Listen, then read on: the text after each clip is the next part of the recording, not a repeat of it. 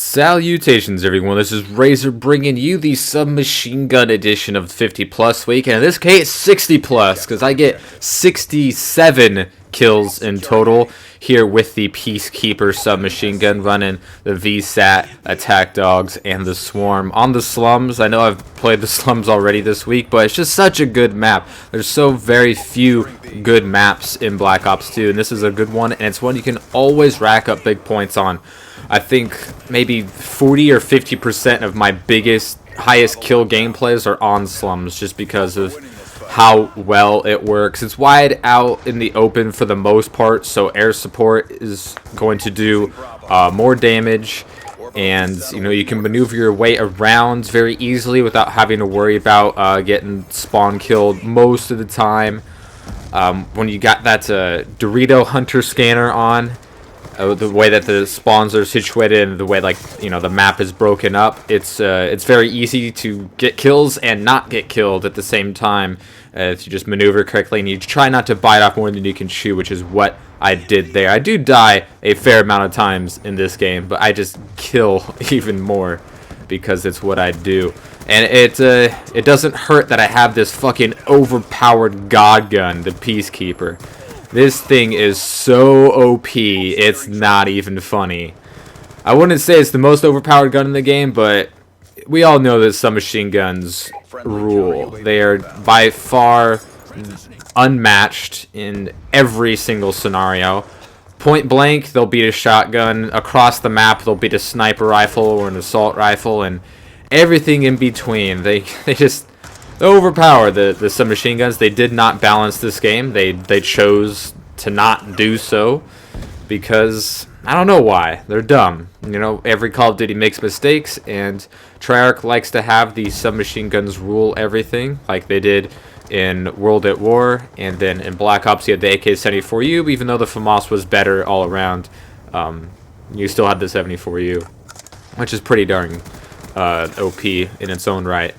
But the submachine guns here, it's just they have every single strength you can have, except for I guess maybe magazine size. The LMGs have you beat on there, which was not the case in World at War, obviously. But outside of that, they have every single strength and no weaknesses. They have the best handling characteristics, no speed penalty, you have the fastest ADS out of all the classes, you got fast reloads, you have the best at short range, they're the best at long range, they're best at having no recoil. It's just they have everything going for them, so how could they not dominate Black Ops 2? And then that's what they did. If you make anything super unbalanced, it's gonna be used to death, and that's exactly what happened to Black Ops 2.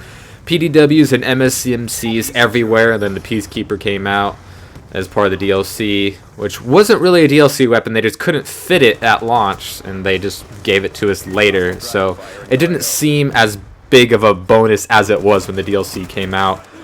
I mean, it would have been nice if we got a new weapon from a different class in every DLC drop. That would have been great. That would have kept me playing a lot longer, that's for damn sure. If they gave us a new assault rifle or a new pistol or a new shotgun, I would have been all over that. That would have been great, but it's Call of Duty, so they don't really give us much, especially on the DLC front. So I don't think I'll ever be buying DLC ever again for Call of Duty, just because I've been burned every single time. Modern Warfare 2 DLC was terrible, giving us fucking Overgrown and all that shit, all these crappy maps.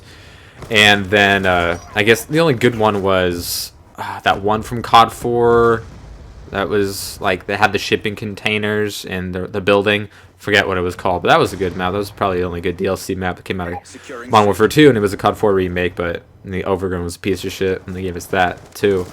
And Black Ops 1 DLC sucked outside of Stadium. Stadium was the only good map, which kind of is revealed, not revealed, but they kind of it goes to show how good of a DLC map it was, because they remade it for Black Ops 2 in the latest DLC. I played on it one time. I don't even know what it's called, but they remade that in Black Ops 2. I only played I don't even know if I've played on every single new DLC map on the latest Black Ops 2 map pack. I don't even fucking know.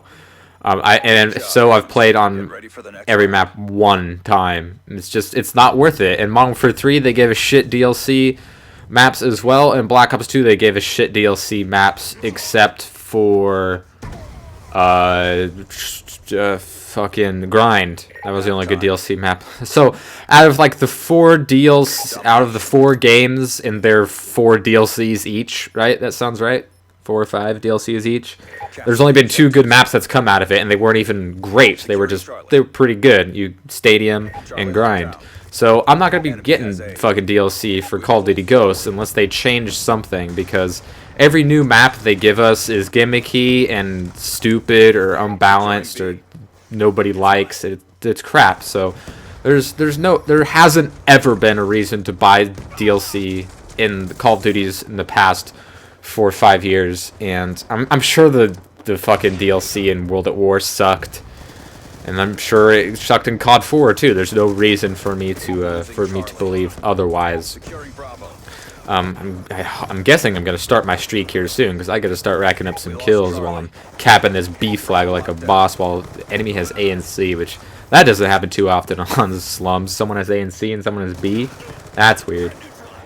But unless they give us new weapons or something new in COD Ghosts, which I highly doubt that they will, I'm not gonna buy the DLC. It's just a waste of time, money, and memory on my gaming console. So that's just my thoughts on DLC, in case you guys were wondering, because it's the submachine gameplay. What else do you... I mean, there's no explanation needed. These guns are so fucking strong. It doesn't really take any skill. I mean, it takes some skill to get 67 kills. You know, not every noob with the Peacekeeper can do that. But it's just... I don't know. I don't find submachine gun gameplay that entertaining. It can be good. I mean, the only submachine gun I enjoy using is the Chi-Com, because A, it's a 3 burst, and 2, it's the weakest of the submachine guns, and I like, you know, putting myself at a disadvantage, even though it is the submachine gun. So if you're already putting yourself at a pretty good position with the submachine gun, but you know, gotta do with what you can. Like, you know, the SMGs are OP in World at War, but if I want to use one, I'll use the Type 100 because it's the weakest of the SMGs. I mean, the PPSH isn't that strong either. Those are the only 2 SMGs I use, because the other ones are just too fucking strong and not fun to use. And, you know, in Black Ops, really the AK-74U was the only OP SMG. I mean, it was AK-74U and FAMAS, and I guess the AUG, because, you know, the AUG's just like FAMAS. Those were really the only guns you could call OP in that game, just because they were so far ahead of everything else in the game. There, I pick up my dogs, and I'll get my my swarmy swarm here soon. Just a couple of ticks away of the swarm. The dash border, as I like to call it, because you call it in, and the entire team leaves, and get a triple VSAT assist there on these guys having the A flag. Go ahead and cap that, call in my swarm, and they will take care of things from there. I didn't even have a 50+ kill, well, not a 50+ kill gameplay with an SMG that's noteworthy. I had one with the MP7, but it was like on a demolition game that was like 14 minutes long, and I died too much, so it's like I wasn't gonna post that. I would do like a 60+ kill gameplay, but I don't have one with a sniper rifle, and I only have one with a shotgun, and I've already used it. It was my 63 kill gold S12 video on the slums, and that was a great fucking video. I still really like that. It was fucking swarms get me kills, man. Not every day, not every month, not every year that your swarm can get you kills, because, you know, A, you have the dashboarders like I mentioned before, and B, they could just hide in, you know, the fucking whatever building that they spawn close to, or, you know, whatever has some roof protection. So game ends there after I get a pretty decent swarm. I guess maybe like what, 7 or 8 kills, I'm not sure. You know, they got you like 10 on average when the game first came out, but once dashboarding became popularized, it would get you maybe 3 kills before everybody left, or, you know, just hid. But, you know, that's just the name of the game. So my final score here is 67-12 with 8 captures and 16 defends. playing the objective, getting kills. That was so great about Black Ops 2. So tomorrow will be the last 50 plus gameplay. It will be with, of course, the shotgun. Hope you guys enjoyed. Comments always appreciated.